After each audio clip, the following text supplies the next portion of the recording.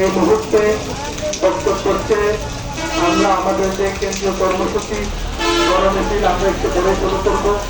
আমাদের মাঝে উপস্থিত আছেন দেশ ও মাটির এই গণমানুষের সংগঠন বাংলাদেশ খেলাফত মজলিসের কেন্দ্রীয় যুগ্ম মহাসচিব হযরত মাওলানা জালালউদ্দিন আহমেদ সহ অসংখ্য ওলামায়ে কেরাম এখানে উপস্থিত।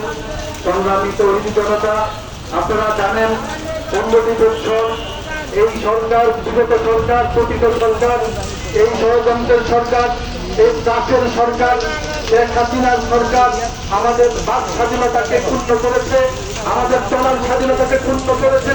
আমরা লিখতে পারি নাই, আমরা বলতে পারি নাই, আমরা হাঁটতে পারি নাই।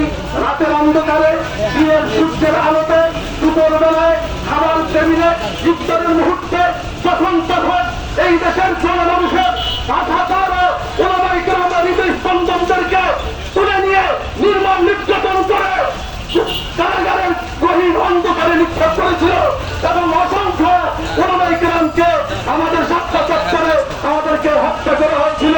তার বিচার আমরা চেয়েছিলাম, পাই নাই। আজকে আমরা বারবার বলেছিলাম, এই সরকারকে হুঁশিয়ার করেছিলাম, সাবধান করেছিলাম, জনগণ যখন জাগবে তখন এই দেশের মাটিতে আপনাদের স্থান হবে না।